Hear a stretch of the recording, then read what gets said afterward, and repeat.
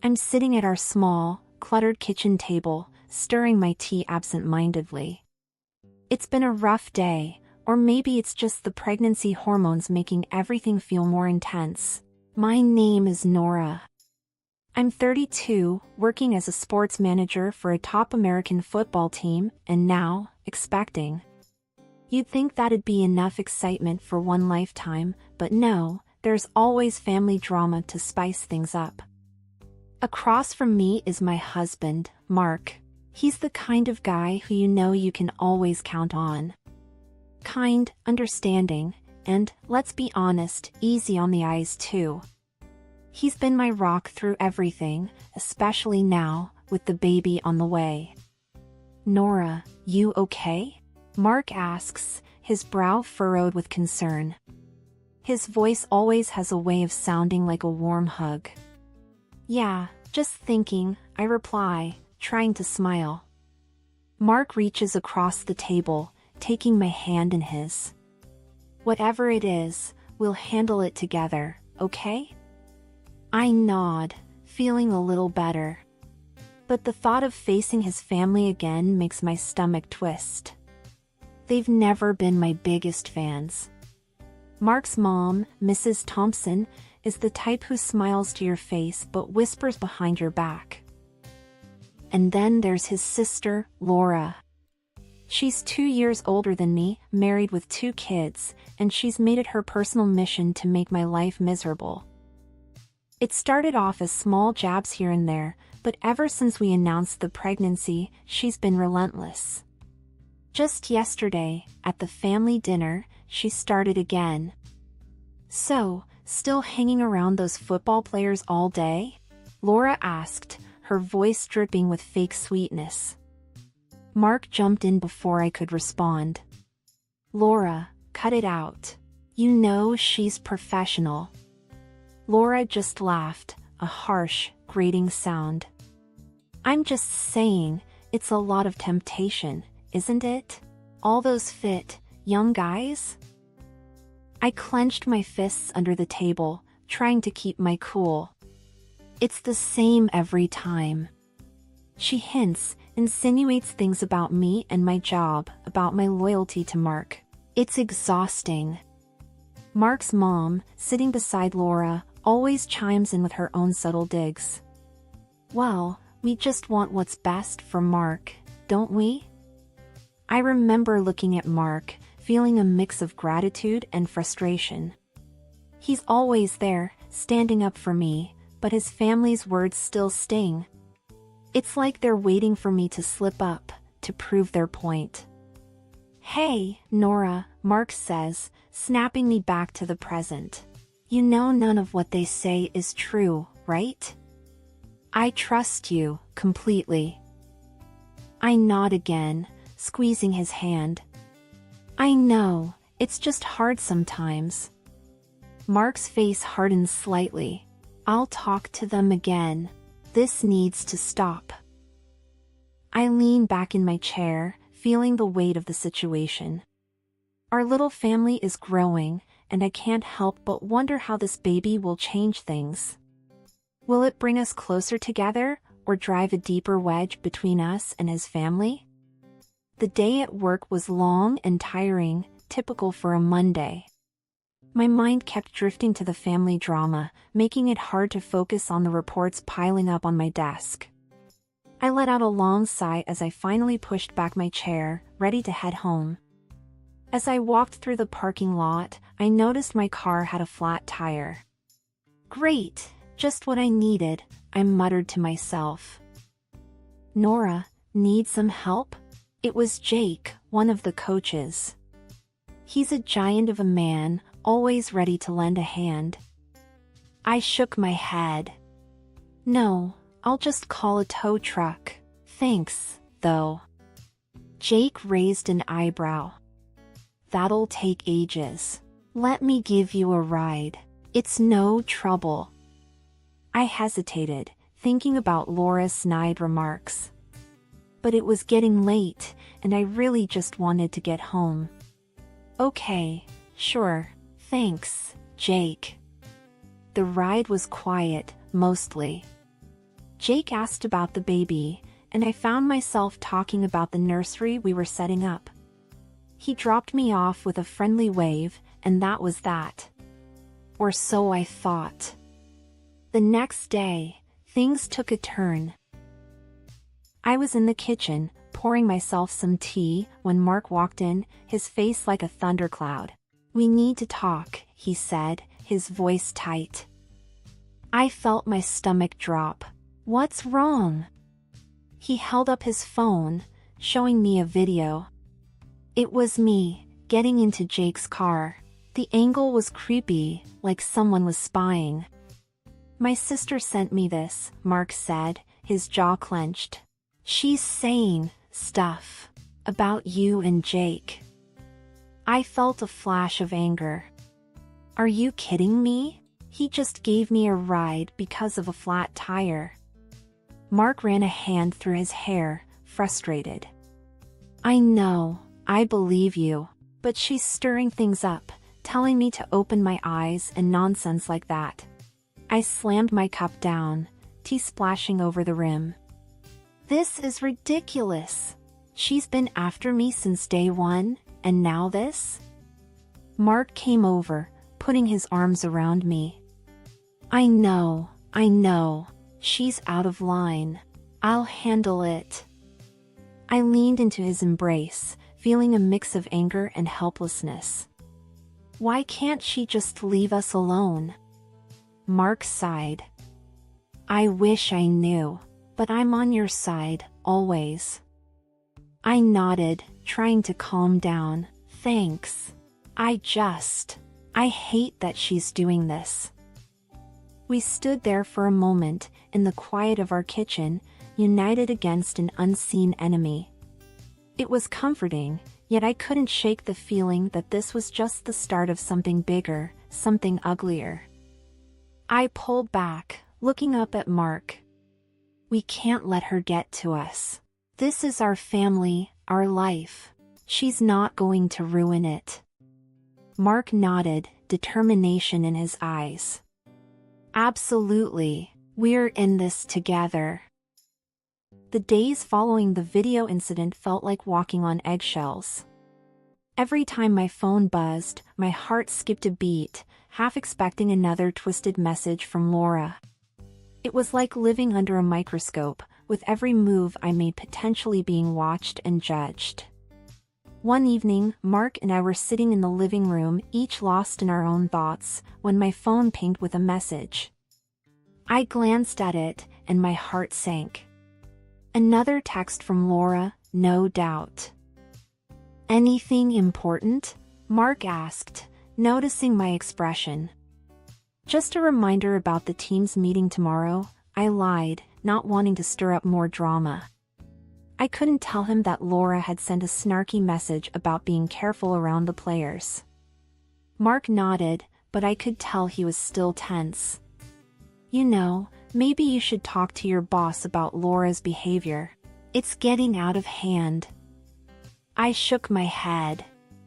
"And say what? That my sister-in-law is spreading rumors?" "That'll sound great." Mark frowned. "Well, something needs to be done. This can't go on." I sighed, feeling the weight of the situation. "I know, but what can we do? It's her word against mine." There was a silence, filled with unspoken worries and frustrations. Then, Mark stood up abruptly. "I'm going for a walk, need to clear my head." I watched him go, feeling a mix of guilt and helplessness. This whole situation was putting a strain on us, and I hated it. The next day at work, I tried to focus, but Laura's words echoed in my mind, making it hard to concentrate. During lunch, I sat alone, picking at my food, when my colleague, Lisa, sat down next to me. "Nora, you've been quiet lately. Everything okay?" Lisa asked, her brow furrowed in concern. I forced a smile. "Yeah, just a lot on my mind." Lisa leaned in, her voice low. "Is it about that video? I heard rumors." I felt a surge of anger and embarrassment. Who's spreading this nonsense? Lisa shrugged.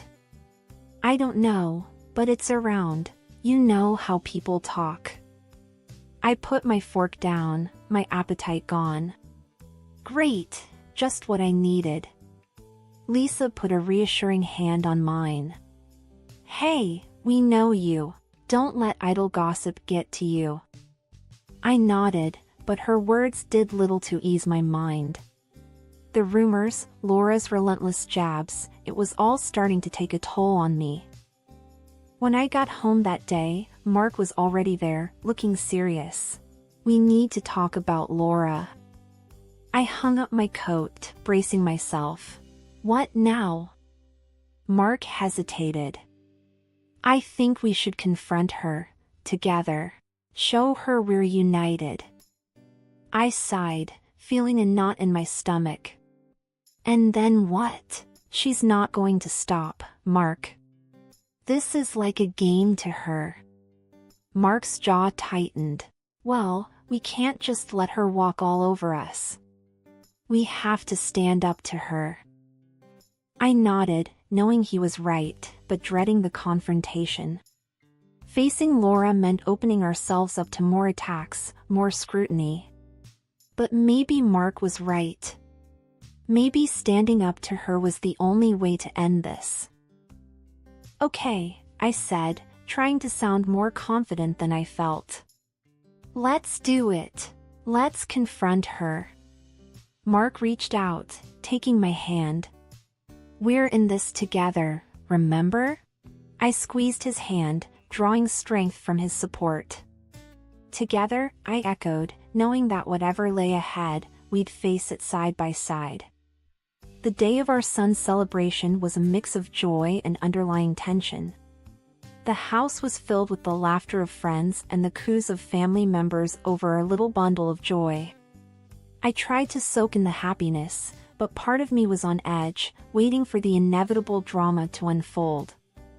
As guests arrived with gifts and warm wishes, I noticed Laura walking in, a smirk playing on her lips. She held a small, neatly wrapped package, her eyes locked on mine. I felt Mark tense up beside me. Let's just get through this, I whispered to him, squeezing his hand. He nodded, giving me a reassuring smile. We've got this. The party went smoothly for a while, everyone cooing over the baby and enjoying the spread of food. Then came the time for opening gifts. My heart pounded as Laura stepped forward, her gift in hand. Here's something special from me, she said, handing me the package with a flourish. I unwrapped it, my hands shaking slightly. Inside was a certificate for a DNA paternity test from a well-known clinic. The room fell silent, the air thick with tension. Mark's face turned red with anger. What the hell, Laura? Laura shrugged, her smirk widening. Just a little family joke, if you've got nothing to hide.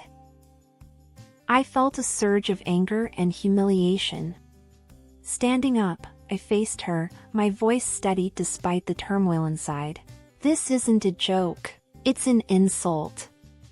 The guests shifted uncomfortably, their eyes darting between us. Mark stood up, his voice firm. You need to leave, now. Laura laughed, a harsh sound that echoed in the room. Oh, come on, Nora. Can't you take a joke? I held the certificate up, my decision made. Fine, we'll take your joke. We'll do the test, and then everyone will see how wrong you are. There were murmurs of surprise and approval from some of the guests. Laura's smile faltered, but she quickly regained her composure. Suit yourself, she said, turning on her heel and walking out. The rest of the party passed in a blur. Friends and family tried to be supportive, but the joy of the occasion had been tainted. Later, as Mark and I put the baby to bed, he wrapped his arms around me. I'm sorry, Nora. I never thought she'd go this far. I leaned back against him, feeling drained. It's not your fault, but we'll get through this. Together. Mark kissed the top of my head. Always. The next day, we went to the clinic. The whole process felt surreal, like we were characters in some twisted drama. But we did it, for our family, for our peace of mind. Sitting at the kitchen table with the DNA test results in hand, confirming Mark as the father, a mix of relief and anger coursed through me. Mark, looking over my shoulder, let out a long, heavy sigh. "Well, that settles it," he said, his voice tinged with a mix of satisfaction and bitterness. I nodded, folding the paper and setting it aside. "It does. But it doesn't change what she did. How she made us feel." Mark sat down beside me, his expression hardening. "We can't let her get away with this. She's crossed a line." I looked at him, my mind racing with thoughts. "I have an idea. It's a bit, well, it's not exactly nice." Mark raised an eyebrow. "I'm listening." I took a deep breath. "Her birthday is coming up. What if we give her a taste of her own medicine? A DNA test for her family?" Mark's eyes widened. "Are you serious?" "Dead serious," I replied, feeling a surge of determination. "She needs to understand how it feels." Mark considered it for a moment, then nodded slowly. "All right, if that's what you think is best. But are you prepared for the fallout?" I shrugged. "After everything she's done?" "Yes, I am." The next few weeks passed in a blur of planning and anticipation.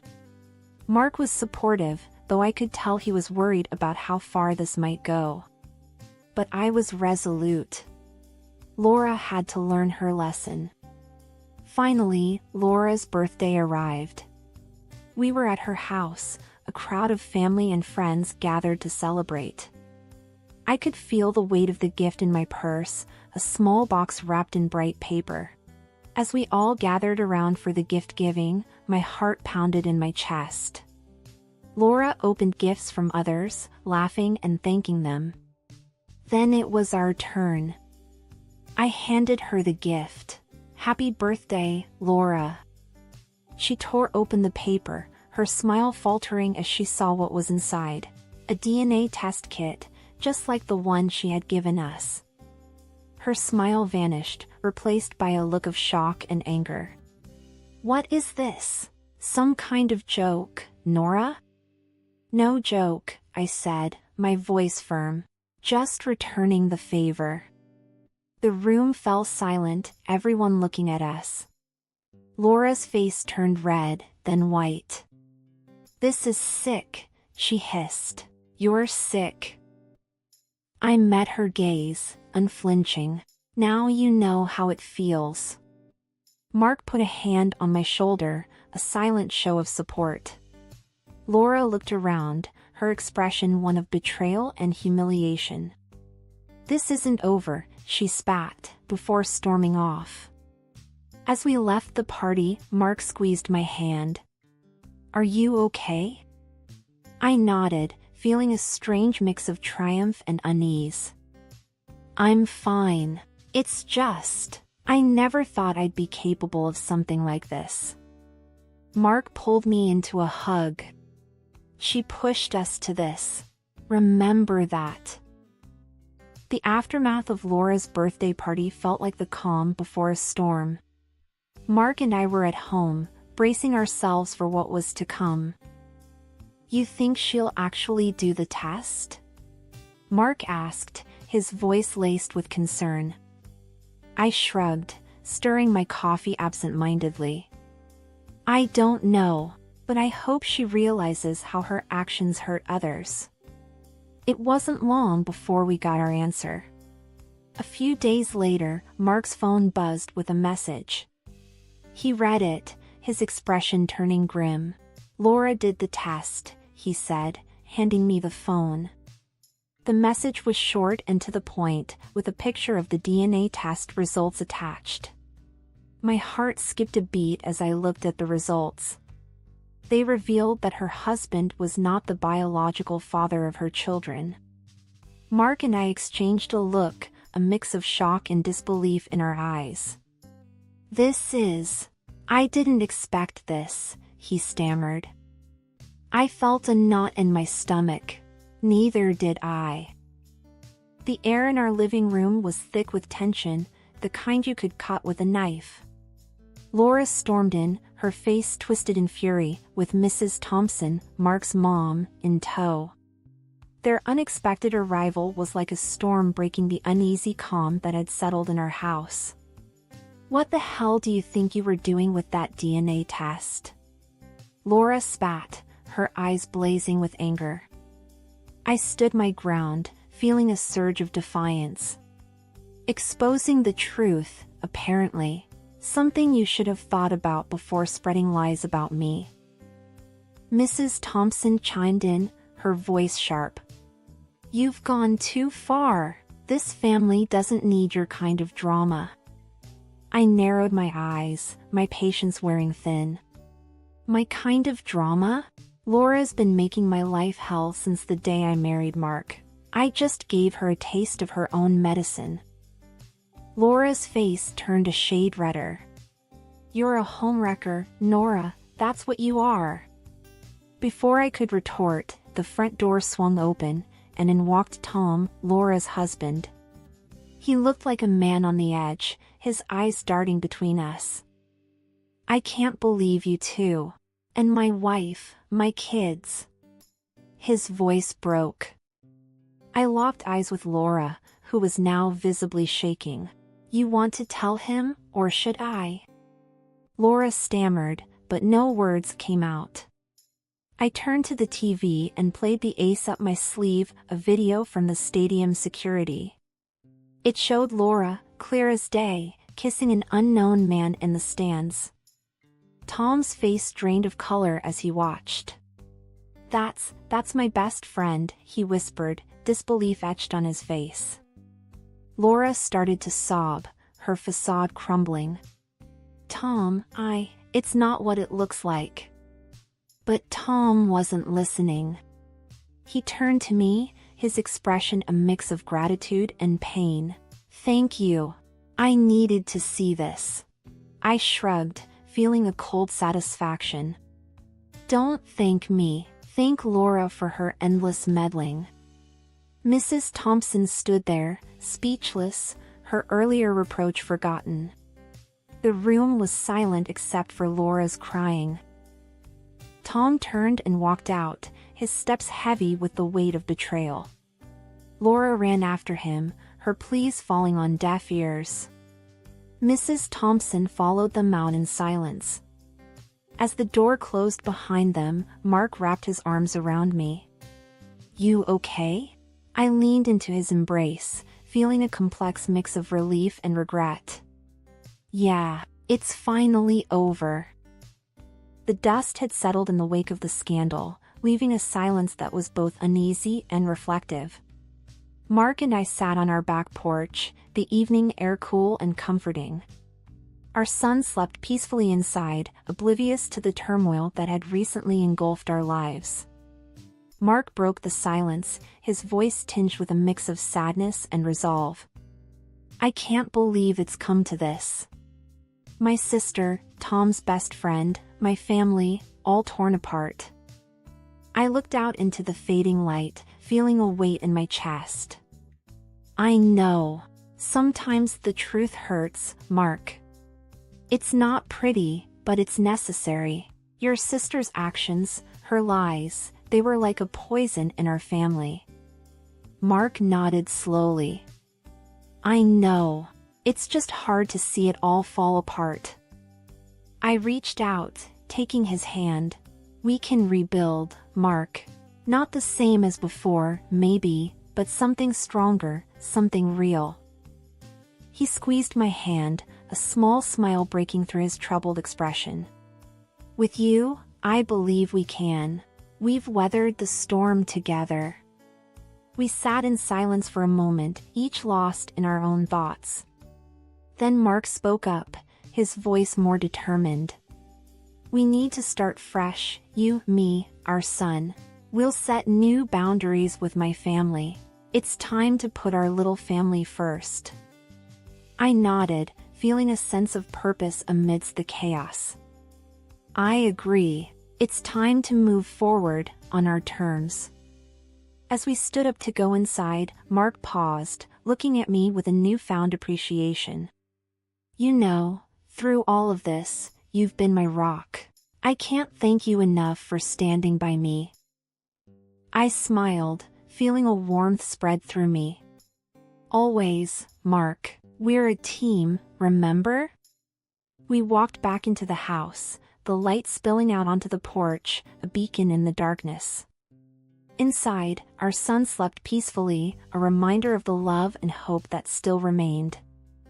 I closed my eyes, feeling Mark's steady breathing beside me. Tomorrow was a new day, a new beginning. And we were ready for it.